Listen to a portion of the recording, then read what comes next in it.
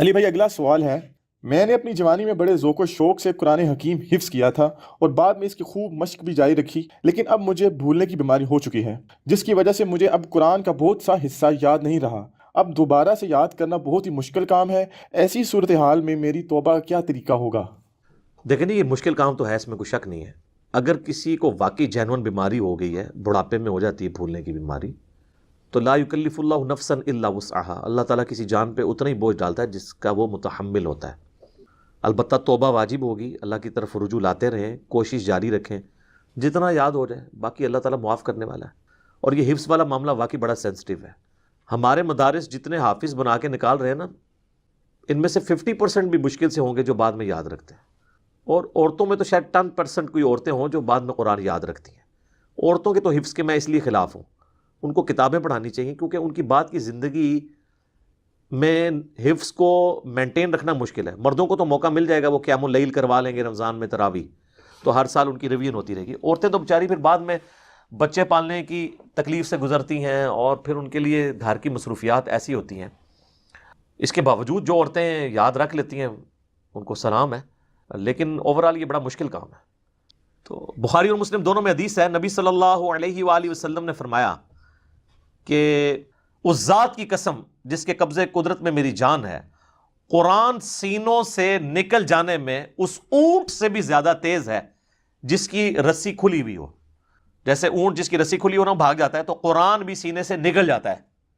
एक और हदीस है बुखारी और मुस्लिम में, नबी इस्लाम ने फरमाया कि ये मत कहा करो कि मैं आयत भूल गया हूं, बल्कि कहा करो कि आयत मुझे भुला दी गई है। ज़ाहिर है, आप हिफाजत नहीं करेंगे तो भुला दी जाएगी।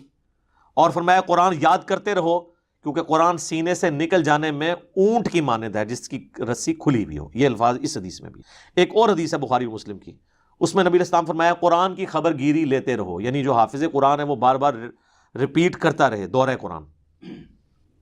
कसम है उस ज़ात की जिसके कब्ज़े कुदरत में मेरी जान है, नबी इस्लाम ने फरमाया कि कुरान सीने से निकल जाता है जिस तरह के एक ऊंट जिसकी रस्सी खुली हुई हो वो अपने रेवड़ में से भाग के निकल जाता है। तो ये आप इस्लाम ने मिसाल बयान की ताकि लोग कुरान की हिफाजत करें। बाकी जो हिफाजत नहीं करते तो उसके लिए फिर वो एक तवील हदीस है सही बुखारी में, जिसमें नबी इस्लाम को कई एक अज़ाबात दिखाए गए जो कब्र में या आखिरत में दिए जाएंगे।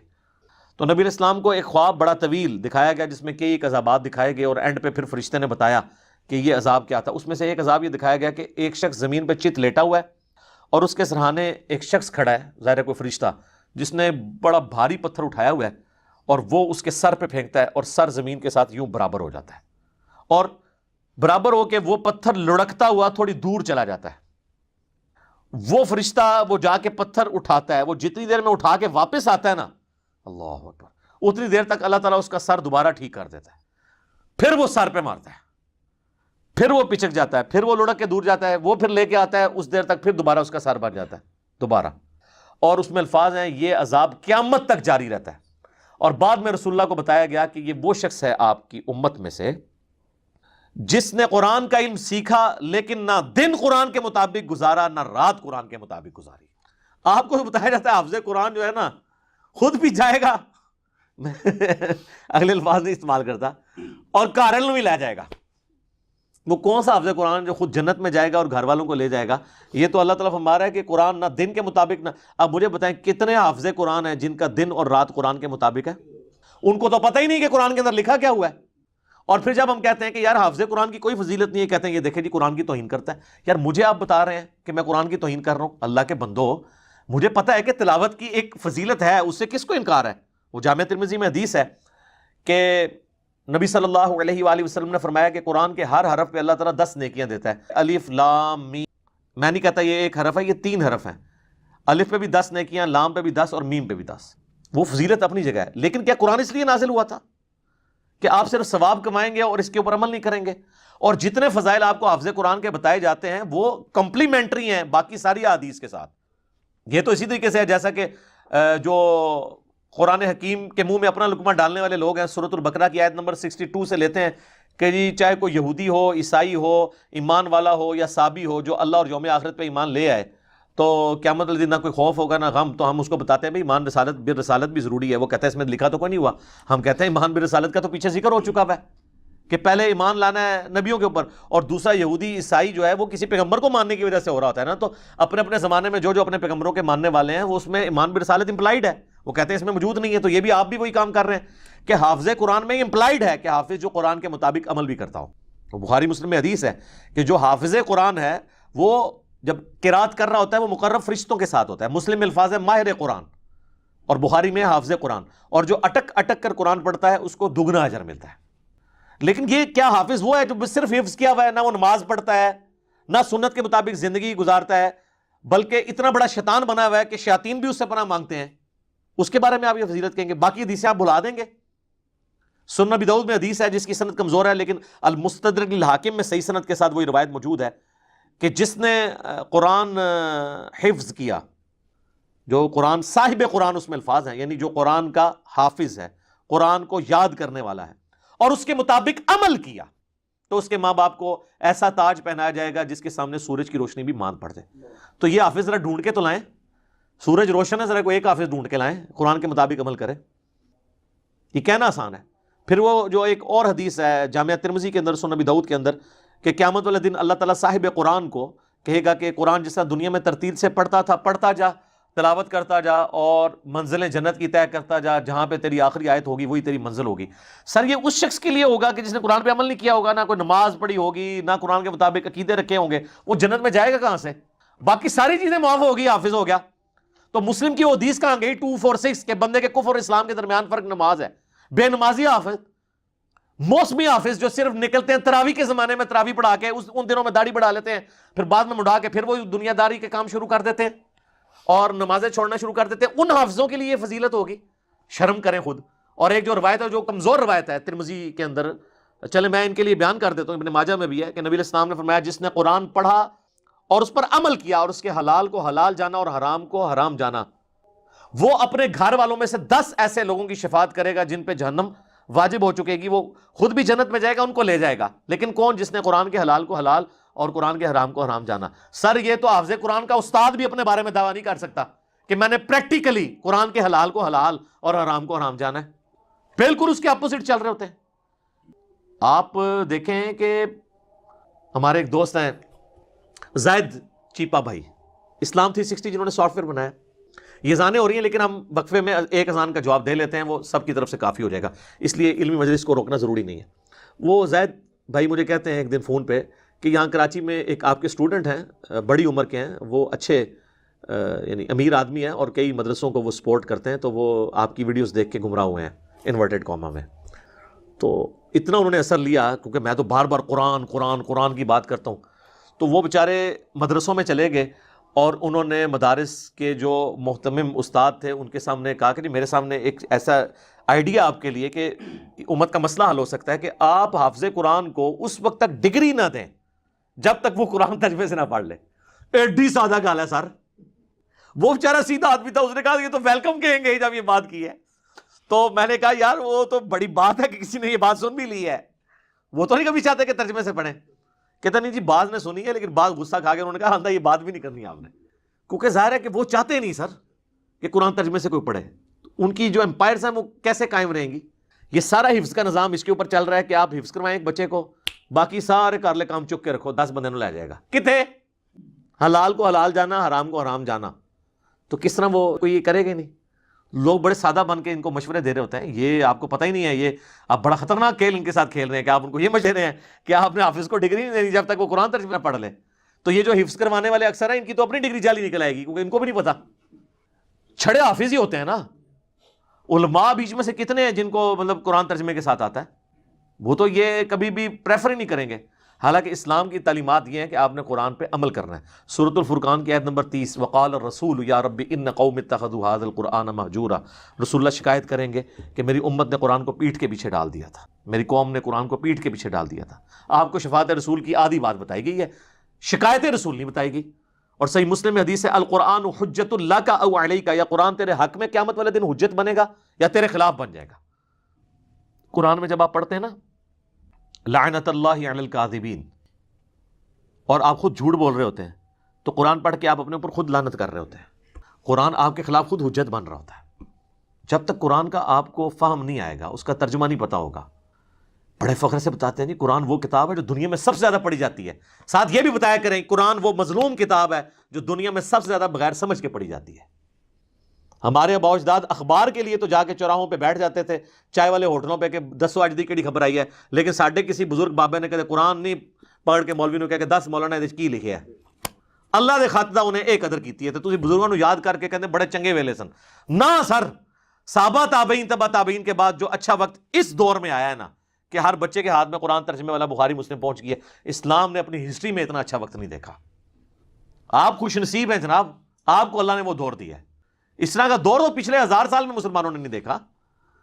یہ قرآن کے ترجمے بھی اب آ کے یہ 100 سال پہلے ہی زیادہ تر شروع ہیں، شاہ ولی اللہ دہلوی نے کیا، لیکن بعد میں یہ جو مین جو یہ ایک سمجھ لیں ایک سیلاب امڑ آیا ہے تحقیق کا، اور یہ ہر فرقے کے ایک ایک نہیں کئی مولویوں نے ترجمے کیے ہیں، یہ تو ان 100 سالوں کے اندر ہوا ہے۔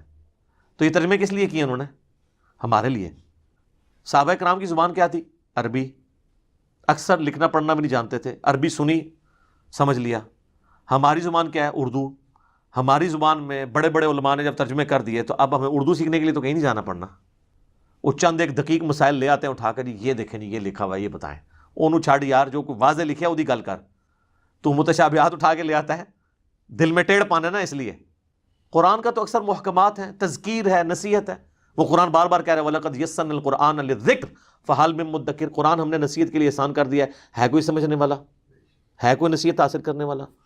تو بالکل آسان ہے، لیکن انہوں نے حافظ کی رٹ لگا کے، اور اب حال یہ ہے کہ محفل قرات ہوتی ہیں اور عذاب کی آیات پڑھی جا رہی ہوتی ہیں اور آڈینس بھی کہتی ہے سبحان اللہ، بجائے اللہم اجرنا من النار پڑھنے کے یا اللہم لا تجعلنا منہم، اے اللہ ہمیں ان میں شامل نہ کرنا، یہ پڑھنے کی بجائے وہ سبحان اللہ کہہ رہے ہوتے ہیں، کیونکہ ان کو پتہ ہی نہیں ہے کہ یہ آیات کون سی آئی ہوئی ہیں۔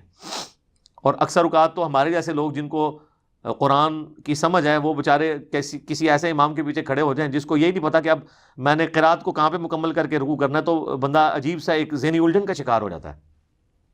ہمارے محلے میں ایک مسجد ہے دیوبندیوں کی، تو میں فجر کی نماز کئی بار وہاں پڑھنے کا اتفاق ہوتا تھا، تو آپ کو پتہ ہے کہ حنفیوں کے جو ائمہ ہیں انہوں نے چند ایک آیات رٹی ہوئی ہوتی ہیں، پورا قرآن تو گو تھرو کرتے نہیں ہیں، چند ایک 30ویں پارے کی صورتیں، سورہ بقرہ کی آخری 2 آیات، سورہ حشر کی آخری 3 آیات، یہی ہے نا، ٹھیک ہے، سورۃ الفتح کی آخری آیت، چند ایک مخصوص آیات جو مشہور مقامات ہیں نا وہ رٹے ہوتے ہیں، وہ آلموسٹ الٹرنیٹیولی وہ ریپیٹ ہو رہے ہوتے ہیں۔ تو اس طرح اس نے ایک مشہور مقام جو ہے نا وہ سورہ البقرہ کی آیت نمبر 159 اور 160 جو ہے نا وہ پیچھے سے شروع کرتا تھا نا، اور ہر دفعہ آ کے نا وہ مطلب لانتے بھیج کے نا رکوع میں چلا جاتا تھا۔ وہ میں آپ کو آیت بتاتا ہوں تو آپ کو پتہ چل جائے گا، اس کو کنکلوڈ کرتے ہی نہیں تھا۔ یہ سورۃ البقرہ کی آیت نمبر 159 ہے، ان الذین یکتمون ما انزلنا من البینات، بے شک وہ لوگ جو چھپا لیتے ہیں روشن دلائل میں سے جو ہم نے نازل کیے ہیں، والہدا اور ہدایت، من بعد ما بیناہ للناس، بعد اس کے کہ ہم نے لوگوں کے لیے اس کو بیان کر دیا، فی الکتاب، کتاب کے اندر یا شریعت میں، اولئک یلعنہم اللہ و یلعنہم اللاعنون، ایسے لوگوں پر اللہ کی لعنت اور تمام لعنت کرنے والوں کی لعنت جو حق بات کو چھپا لیتے ہیں۔ اس کے بعد کہتا تھا اللہ اکبر رکوع میں۔ تو میں نے ایک دن ارادہ کیا کہ یار اس کے ساتھ اگلی آیت ہے اس میں مضمون کنکلوڈ ہو رہا ہے، پوری تو پڑھ لیا کرو۔ خیر اللہ کا کرنا ہوا کہ اس فجر میں اس نے نا وہ اگلی آیت بھی پڑھی، تو وہ اس کے والد صاحب نے اس کو، یعنی میری کرامت نہیں ظاہر ہوئی ہے، اس کو بتا دیا ہوگا کہ بھئی ہر دفعہ لانتے بھیج کے تو چلا جاتا ہے۔ آگے کیا آیت ہے اس کے ساتھ جڑی ہوئی ہے، الا الذین تابوا، اس لیے 2 آیتوں کے درمیان اوپر لا بھی پڑی ہوئی ہے۔ جب 2 آیات کے درمیان ایک آیت کے اینڈ پہ اوپر لا پڑی ہوئی ہو تو اس کا مطلب ہوتا ہے کہ مضمون آگے جا کے ختم ہو رہا ہے۔ الا الذین تابوا، ہاں مگر جو لوگ توبہ کر لیں، وہ اصلحوا اور اپنی اصلاح کر لیں، وہ بینوا اور وہ باتیں جو چھپائی ہوئی تھیں وہ بیان کر دیں، یعنی جنگ جمل صفین نہروان والی حدیثیں ہیں، فاولئک اتوب علیہم، تو ایسوں کی توبہ اللہ تعالیٰ قبول کر لے گا، وانا التواب الرحیم، اور میں توبہ قبول کرنے والا مہربان ہوں۔ اور میں حیران ہوں کہ یہ کون سی اسلام کی خدمت ہے کہ رٹی رٹائی آیات ہیں۔ کوئی دنیا میں ایک مسجد ایسی نہیں ہے کہ کم از کم فجر کی نماز میں، مغرب کی نماز میں، عشاء کی نماز میں وہ سورۃ الفاتحہ سے قرآن شروع کر کے والناس تک مکمل دورہ کرواتے رہے، یعنی قرآن شروع ہو اور مکمل ہو رہا ہو، روزانہ نئی آیات آ رہی ہوں، آپ کا کمپیوٹر چارج ہو رہا ہو دماغ کا، اور آپ دین لرن کر رہے ہوں۔ وہ انہوں نے ایسی پابندی لگائی ہے کہ وہ اب پاسبل نہیں ہے۔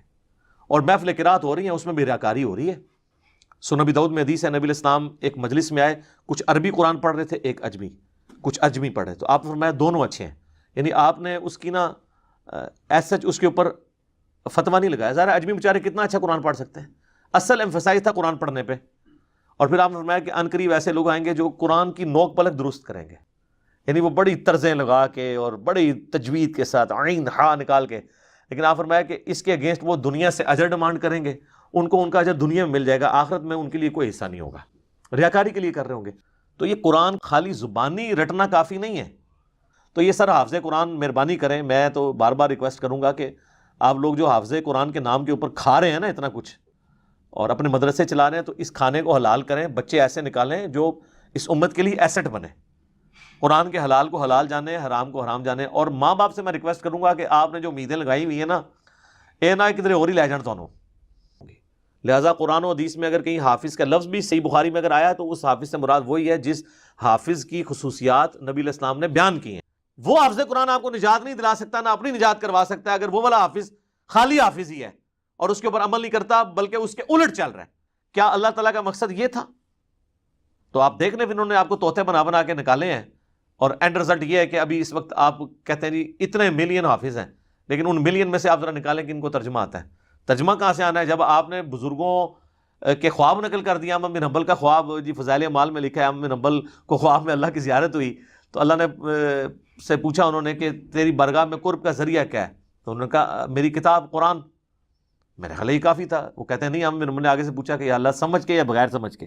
سر بندہ کہاں اٹھتا ہے؟ اللہ تعالیٰ سے یہ بندہ سوال کرے گا اور احمد بن حنبل کرے گا. چلے آپ کا کوئی جاہل عالم کر لیتا تو سمجھ آتی کہ اس بونگے کو پتہ ہی نہیں ہے. احمد بن حنبل کو تو قرآن کا اسلوب نہیں پتا تھا کہ قرآن اس لیے نازل ہوا ہے کہ بغیر سمجھ کے، جو قرآن چیخ چیخ کے کہہ رہا ہے کہ وَأُوحِيَ إِلَيَّ هَذَا الْقُرْآنُ لِأُنذِرَكُمْ بِهِ وَمَنْ بَلَغَ. اے نبی تم فرماؤ قرآن اس لیے مجھے وحی کیا گیا میں اس کے ذریعے تمہیں نصیحت کروں، جس تک یہ قرآن پہنچے وہ بھی اس کے ذریعے نصیحت کرے. فَذَكِّرْ بِالْقُرْآنِ مَن يَخَافُ وَعِيدٍ. قرآن کے ذریعے اے نبی آپ لوگوں کو نصیحت کریں جو اللہ کی دھمکی سے ڈر جائے. جس کو یہ آیتیں پتہ ہوں، یا احمد بن حنبل کو بھی آپ نے جاہل پھر ثابت کروانا ہے، ان کو نہیں یہ باتیں پتہ تھی. تو کہتے ہیں جی آگے سے اللہ نے کہا کہ چاہے سمجھ کے یا بغیر سمجھ کے، یعنی اللہ نے جو پیغمبر اپنا بھیجا، کتاب نازل کی، صحابہ کرام وہ سیکھتے رہے. اب وہ حدیث کہاں گئی صحیح بخاری کی کہ تم میں سب سے بہتر وہ ہے جو قرآن سیکھے اور سکھائے. یہ سیکھنے اور سکھانے سے کیا مراد تھا؟ عربی جب قرآن سیکھے اور سکھائے گا تو عین سیکھ رہا ہوگا، ہا سیکھ رہا ہوگا؟ نہیں، قرآن کو حفظ کر رہا ہوگا اپنی زبان میں اور اس کی تعلیمات کو سیکھ رہا ہوگا. ہمیں جب یہ کہا جائے گا نا قرآن سیکھے اور سکھائے تو اس سے مراد صرف اس کی قراءت سیکھنا نہیں ہوگا، اس کا فہم بھی ہے. اگر فہم آپ نہیں سیکھتے تو آپ کو وہ سارے فضائل حاصل نہیں ہوں گے. تم میں سب سے بہترین وہ ہے جی. اس طریقے سے بخاری مسلم میں حدیث ہے کہ دو ہی لوگ ہیں جن پہ رشک کیا جا سکتا ہے.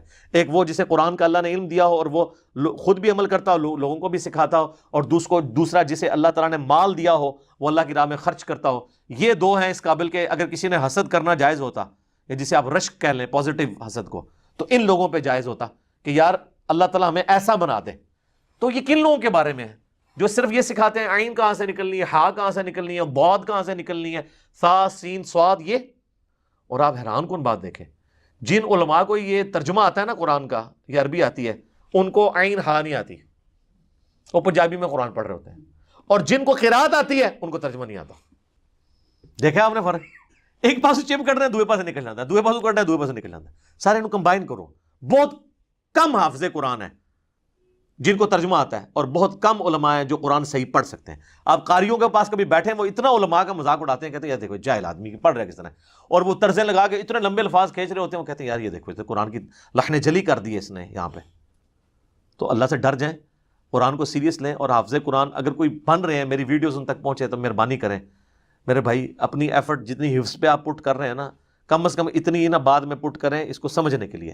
ادروائز پھر یہ ایک ایسی کتاب ہے کہ جو یعنی ایک مظلوم کتاب ہے، آپ بھی ظالموں میں شامل ہو جائیں گے. اخبار جتنا بھی آپ اس کو جو ہے وہ مرتبہ دینے کے لیے تیار نہیں ہے.